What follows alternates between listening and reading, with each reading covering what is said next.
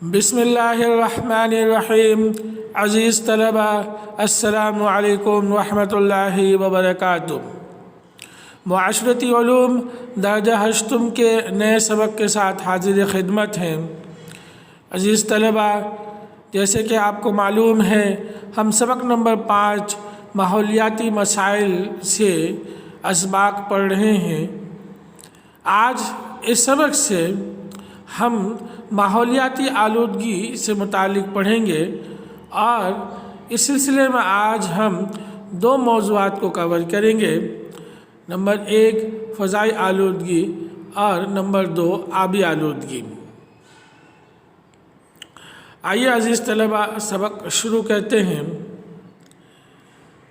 عزیز طلبہ، آلودگی سے مراد ماحول، ہوا، زمین اور پانی میں ایسی غیر صحت مندانہ آمیزش ہے جو انسانی صحت، معیار زندگی یا قدرتی یا ماحولی نظام کے عمل میں دخل اندازی کرے۔ ماحولی نظام سے مراد دراصل حیاتیاتی نامیات اور ان کا طبعی ماحول ہے، یعنی قدرتی طور پر اللہ کی طرف سے انسانوں کے لیے جو ایک ماحول تشکیل دیا گیا ہے، اس کے لیے انسانوں کے لیے جو قدرتی اشیاء موجود ہیں، جن میں خاص طور پر پانی، ہوا، مٹی، زمین یا اس پر موجود دیگر جتنے بھی جاندار غیر جاندار اشیاء ہیں، یہ سب قدرتی طور پر جو اللہ کی طرف سے فراہم کرتا ہے، انہی کو ہم طبعی ماحول کا نام دیتے ہیں۔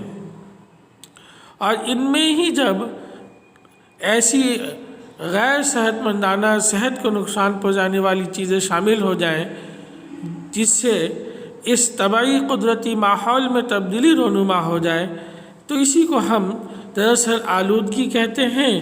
اور چونکہ یہ ہمارے ماحول کے اندر تبدیلی رونما ہو رہی ہے، تو اسی بنیاد پر ہم اسے ماحول کی آلودگی کہتے ہیں۔ بہت سے عوامل ہمارے ماحول کو آلودہ کرتے ہیں جن کے ذمہ دار ہم خود ہیں، مثلاً گٹر کا پانی، کوڑا کرکٹ، کارخانوں سے خارج ہونے والے بیکار اور خطرناک مادے، موٹر گاڑیوں اور کارخانوں سے نکلنے والی زہریلی گیسیں اور دھواں، کیمیائی کھادیں جسے ہم کھیتی باڑی کے لیے، زراعت کے لیے استعمال کرتے ہیں، اور کیڑے مار دوائیں وغیرہ۔ عزیز طلبہ، کتاب میں صفحہ نمبر 32 پر جہاں آپ کا سبق موجود ہے ماحولیاتی آلودگی، آپ دیکھیں اور ہمیشہ سبق پڑھتے وقت لازمی کتاب سامنے رکھا کریں۔ ماحولیاتی آلودگی کی تعریف کی گئی ہے کہ ماحولیاتی آلودگی ایک ایسا عمل ہے جس میں قدرتی ماحول کے کسی حصے کی قدرتی خصوصیات متاثر ہو رہی ہوں اور اس کے معیار میں کمی آ رہی ہو۔ آپ اس تعریف کو لازمی یاد کیجئے اور سمجھیے کہ ماحولیاتی آلودگی سے کیا مراد ہے۔ عزیز طلبہ، گزشتہ چند دہائیوں میں 30-40 سالوں میں ماحولیاتی آلودگی ایک بہت بڑا مسئلہ بن چکی ہے۔ جیسے جیسے دنیا کی آبادی میں اضافہ ہوا ہے، ویسے ہی آلودگی بھی بڑھی ہے۔ موجودہ دور میں توانائی کی ضرورت ہے جس کے لیے زیادہ ایندھن جلانا پڑتا ہے۔ اس وجہ سے ہوا میں آلودگی بھی بڑھتی ہے۔ بڑھتی آبادی کے ساتھ کوڑا کرکٹ وغیرہ بھی بڑھا ہے۔ اسی طرح قدرتی ماحول کا تقریباً ہر حصہ کسی نہ کسی حد تک آلودہ ہوا ہے۔ ماحولیاتی آلودگی کے 4 اہم اقسام ہیں۔ نمبر 1 فضائی آلودگی، نمبر 2 آبی آلودگی، نمبر 3 مٹی کی آلودگی، اور نمبر 4 صوتی آلودگی۔ عزیز طلبہ، آج ہم فضائی آلودگی اور آبی آلودگی سے متعلق پڑھیں گے۔ جیسے کہ میں نے پہلے آپ کو بتایا تھا کہ آج ہم ماحولیاتی آلودگی میں سے 2 عنوانات فضائی آلودگی اور آبی آلودگی کا مطالعہ کریں گے۔ عزیز طلبہ، زندہ رہنے کے لیے صاف ستھری فضا ہر جاندار کا پیدائشی حق ہے۔ ہوا زندگی کی اولین ضرورت ہے۔ پانی اور خوراک کے بغیر انسان کچھ دن تو زندہ رہ سکتا ہے، لیکن ہوا کے بغیر چند لمحوں سے زیادہ زندہ رہنا ممکن نہیں۔ ہوا میں کئی گیسیں موجود ہیں، لیکن بنیادی طور پر ہوا نائٹروجن، آکسیجن اور کاربن ڈائی آکسائڈ گیسوں کا آمیزہ ہے۔ ہوا میں 3 بنیادی گیسیں موجود ہیں جن میں نائٹروجن، آکسیجن اور کاربن ڈائی آکسائڈ گیسیں شامل ہیں۔ ان کے علاوہ ہوا میں اوزون، فریون، ہیلیم، کریپٹان، میتھین اور ہائیڈروجن کی بھی بہت قلیل مقدار موجود ہوتی ہے۔ اور اسی طرح عزیز طلبہ، فضا میں آبی بخارات 0 سے 4% بلحاظ وزن موجود ہوتے ہیں۔ یعنی فضا میں آبی بخارات کا بھی ایک حصہ ہے جو کہ مختلف مقامات پر ہوا کی مناسبت سے 0 سے لے کر 4% تک ہونا ممکن ہے۔ ان کے علاوہ قدرتی طور پر مضر اثرات کے حامل چند گیسیں بھی موجود ہوتی ہیں۔ عزیز طلبہ، عالمی ادارہ صحت کے مطابق ہر بالغ انسان کو روزانہ تقریباً 15 کلو گرام ہوا کی ضرورت ہوتی ہے۔ یعنی ایک بالغ فرد روزانہ لگ بھگ 15 کلو گرام ہوا کنزیوم کرتا ہے، استعمال کرتا ہے۔ قدرتی طور پر ہوا میں موجود گیسوں کی جتنی مقدار استعمال ہوتی ہے اتنی ہی دوبارہ فضا کا حصہ بن جاتی ہے۔ اس طرح فضا میں ان کا تناسب و توازن برقرار رہتا ہے۔ اس کے باوجود آج کے سائنسی دور میں عزیز طلبہ، آج کے سائنسی دور میں فضا میں گیسوں کا تناسب تیزی سے تبدیل ہو رہا ہے۔ مختلف انسانی سرگرمیوں، ایکٹیویٹیز کے نتیجے میں فضا میں مضر اثرات رکھنے والی گیسیں شامل ہونے لگی ہیں جن سے زمین کا قدرتی اور فطری توازن بگڑ گیا ہے۔ ہوا میں نقصان پہنچانے والے اجزاء مثلاً گیسیں، دھوئیں، گرد و غبار، زہریلے بخارات اور تابکار شعاعوں کا شامل ہونا فضائی آلودگی کہلاتا ہے، جن سے انسان، نباتات اور عمارات متاثر ہوئے بغیر نہیں رہ سکتے۔ انسان نے اپنی زندگی کو آسان اور آرام دہ بنانے کے لیے بے شمار مشینیں ایجاد کی ہیں۔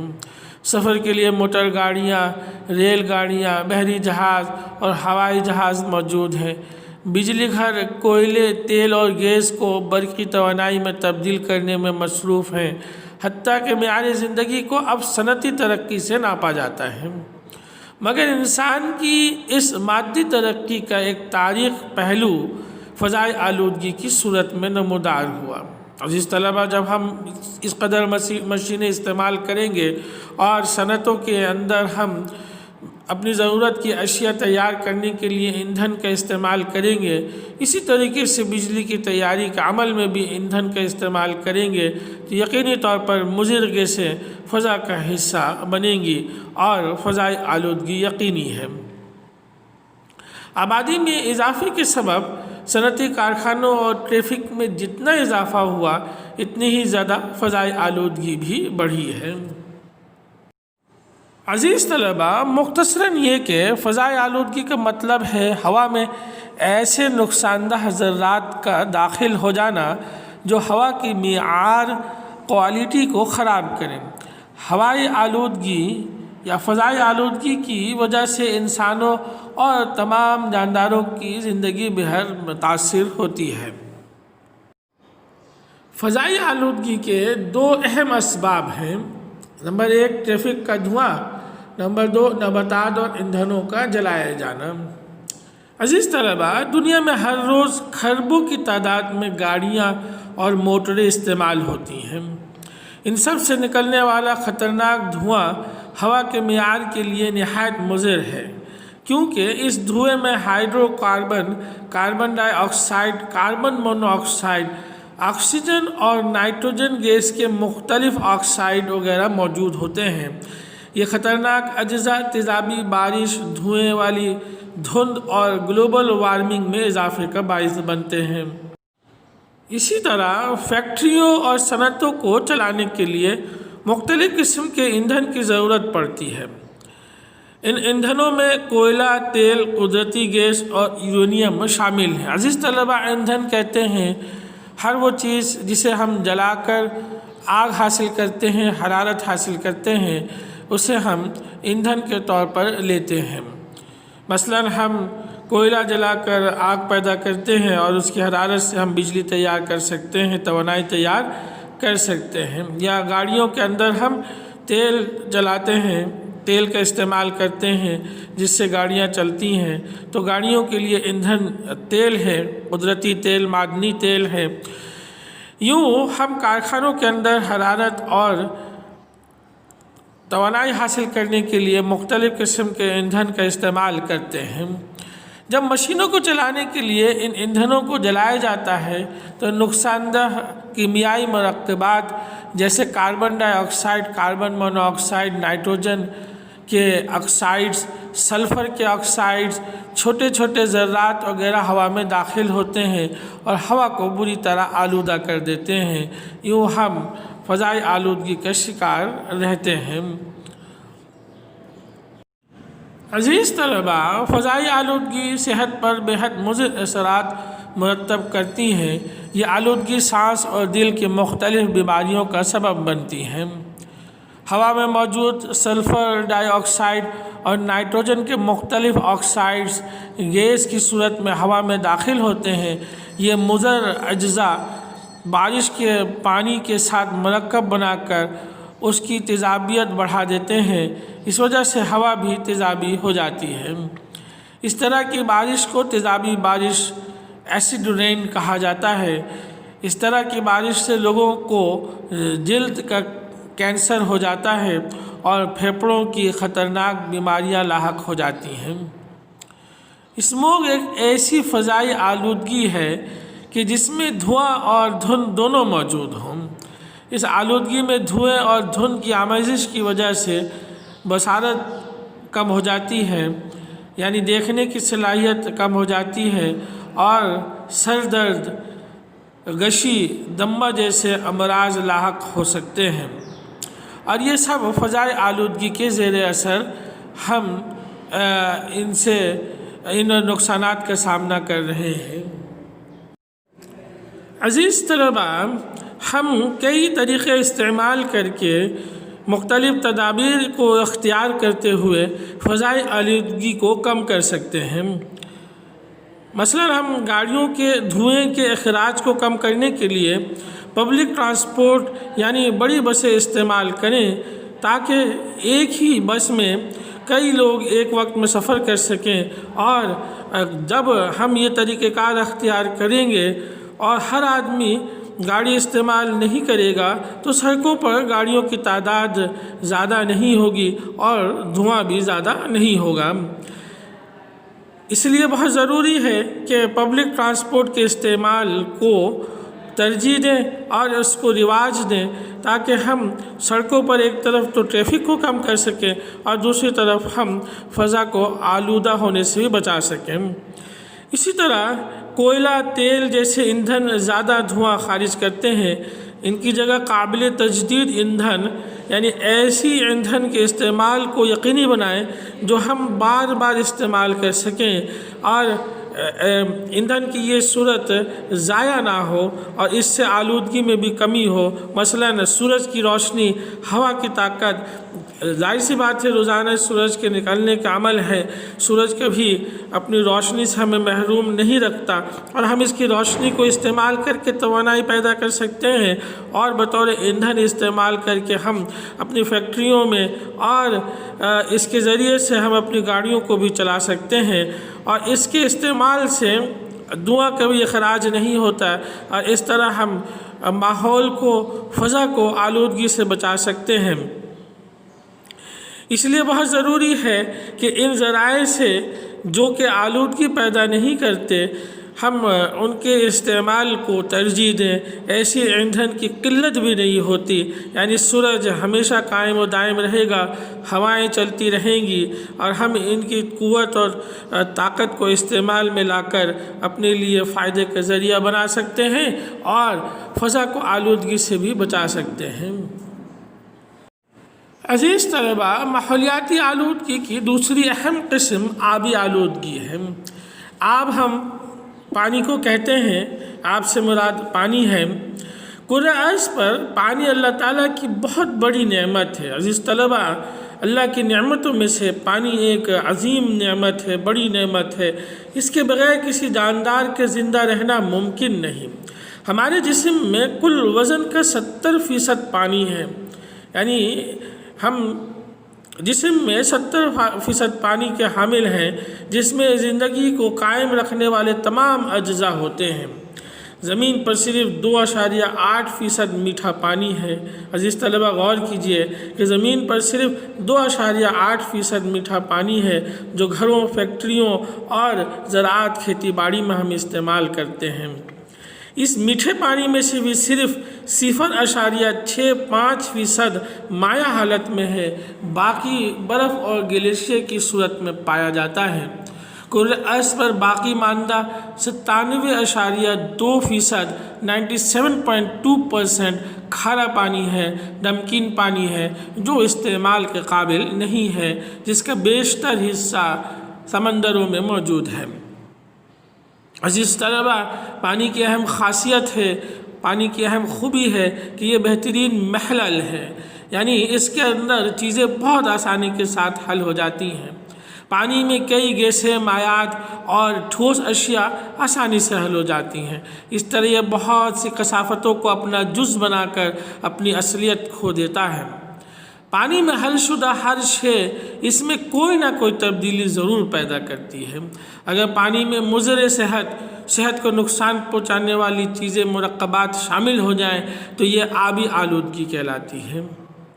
پانی کے اندر صحت کو نقصان پہنچانے والی چیزیں اگر شامل ہو جائیں تو اسی کو ہم دراصل عزیز طلبہ آبی آلودگی کہتے ہیں۔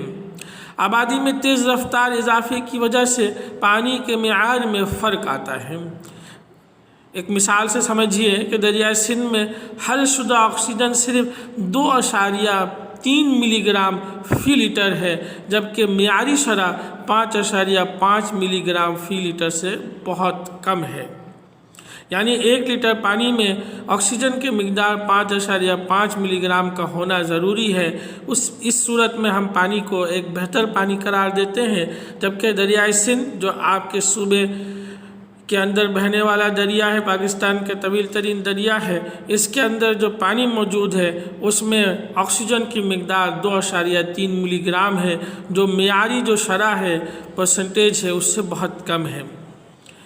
آلودہ پانی نہ صرف انسانی صحت کے لیے مضر ہے بلکہ تمام حیوانات اور نباتات پر بھی منفی اثرات مرتب کرتا ہے، چونکہ آلودہ پانی ہر ایک کی ضرورت ہے، اور جب آلودہ پانی حیوانات اور نباتات کو ہم فراہم کریں گے یا نباتات حاصل کریں گے تو لازمی بات ہے اس کا اثر ان پر بھی پڑے گا۔ عزیز طلبہ، اگر ہم آبی آلودگی کے اسباب کا جائزہ لیں تو اس میں ایک بڑا حصہ گھروں سے نکلنے والا کوڑا کرکٹ ہے۔ گھروں اور کاروباری مراکز سے نکلنے والے آلودہ اجزاء پانی کو آلودہ کرتے ہیں۔ اگر گھروں اور فیکٹریوں سے نکلنے والے پانی کو نالوں اور دریاؤں میں جانے سے پہلے صاف کر لیا جائے تو پانی آلودہ ہونے سے بچ جائے، اور اگر یہ آلودہ اجزاء پانی میں داخل ہو جائیں تو انسانی صحت اور مویشیوں کے لیے بہت خطرناک ہوتے ہیں۔ اسی طرح عزیز طلبہ، مختلف صنعتوں کے مضر کیمیکل دریاؤں اور نالوں میں شامل ہو جاتے ہیں۔ بعض اوقات یہ کیمیکل پینے کے صاف پانی میں بھی حل ہو جاتے ہیں۔ یوں یہ انسانی اور حیوانی زندگی کے لیے انتہائی خطرناک ثابت ہوتے ہیں۔ عزیز طلبہ، آبی آلودگی کے اثرات دیر پا ہوتے ہیں۔ اس کے اثرات جلد ہم ختم نہیں کر پاتے۔ فیکٹریوں اور گھروں، کھیتوں وغیرہ سے نکلنے والا فضلہ، فاضل مادہ اور زہریلا مواد پانی کا حصہ بن جاتا ہے اور پانی کے معیار کو بہت خراب کر دیتا ہے۔ اس سے آبی زندگی بھی ختم ہو جاتی ہے۔ اگر اس پانی سے متاثرہ آبی جانوروں کو خوراک کے طور پر استعمال کیا جائے تو انسانی زندگی بھی خطرے میں پڑ جاتی ہے۔ یعنی مضر صحت آلودہ پانی سے ہم جو بھی کاشتکاری کا عمل کریں یا جانوروں کی پرورش کے لیے اگر ہم استعمال کریں اور پھر بعد میں ہم انہیں خوراک کا ذریعہ بنائیں گے تو لازمی بات ہے کہ ہمیں زبردست نقصان کا سامنا کرنا پڑے گا۔ اسی طرح جب آلودہ پانی زمین میں نیچے تک جذب ہو جائے اور پھر ہم اسے بورنگ کی صورت میں نکالتے ہیں اور استعمال میں لے کر آتے ہیں تو یہ پانی بھی ہمارے لیے نہایت ہی خطرناک ثابت ہوتا ہے۔ عزیز طلبہ، آبی آلودگی کو، پانی کی آلودگی کو کم کرنے کے لیے ضروری ہے کہ ہم گٹر اور پانی کے نکاس والے پائپوں کی دیکھ بھال کریں تاکہ ان سے رسنے والا گندا پانی صاف پانی کے ذخائر میں شامل نہ ہو جائے۔ اسی طرح فیکٹریوں اور صنعتوں سے خارج ہونے والے زہریلے مواد کو صاف کر لینا چاہیے، جس حد تک ممکن ہو سکے انہیں ہم صاف کر لیں تاکہ یہ دریاؤں یا نالوں میں شامل ہو کر پانی کی آلودگی کا باعث نہ بنے۔ اور ظاہر سی بات ہے، اگر ہم ان طریقوں کو اختیار کریں گے تو ہم کسی قدر پانی کی آلودگی کو کم کرنے میں، آبی آلودگی کو کم کرنے میں کامیاب ہو سکتے ہیں، اور یہی ہماری بہت بڑی کامیابی ہوگی، اور ہم زمین کو، زمین پر موجود حیات کو ان تمام تدابیر کو اختیار کرتے ہوئے فضائی آلودگی سے بھی بچانے کے جو طریقے ہیں ان کو اختیار کریں، اور پانی کو آلودہ کرنے سے بچانے کی تدابیر اختیار کر کے ہم کسی قدر محفوظ زمین کے تصور کو ابھار سکتے ہیں، زمین کو محفوظ بنا سکتے ہیں، اور زمین پر موجود حیات کو بھی محفوظ بنا سکتے ہیں۔ عزیز طلبہ، آج کے سبق یہیں تک۔ امید ہے آپ ان دونوں موضوعات کو، یعنی فضائی آلودگی اور آبی آلودگی کے حوالے سے مزید سبق سے مطالعہ کریں گے۔ صفحہ نمبر 32، 33 اور 34 کا آپ مطالعہ کریں اور اہم نکات کو نوٹ کر کے کاپی پر ضرور لازمی یاد کریں، اور آگے کے اسباق میں سے مٹی کی آلودگی اور صوتی آلودگی کا مطالعہ ضرور کیجیے تاکہ جب ہم اگلے سبق میں ان کا مطالعہ کریں، سبق آپ کو پڑھایا جائے تو آپ پہلے سے کچھ نہ کچھ جانتے ہوں۔ عزیز طلبہ، اگلے سبق کے ساتھ پھر حاضر خدمت ہوں گے۔ السلام علیکم ورحمۃ اللہ وبرکاتہ۔